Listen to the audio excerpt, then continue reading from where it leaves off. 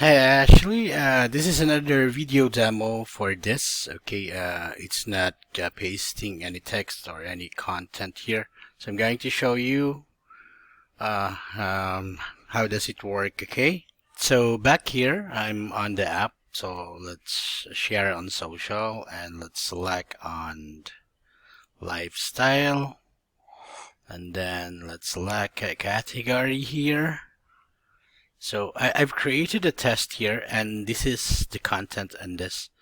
So let's start sharing this to Instagram, okay.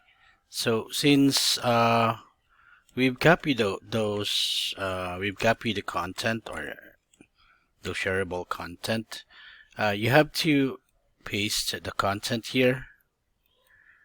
Okay, so just a sec.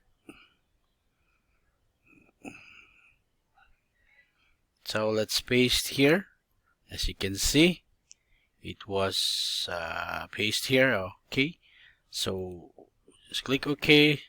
Let's check if the content or the text content has been so here it is. As you can see, the content here. So the other shareable content that don't have a text. So let's check. So I'm here on the mobile endpoint. This is where you uploaded your content here. So example for this one, Monday. Let's check this if this has a content or the content was added.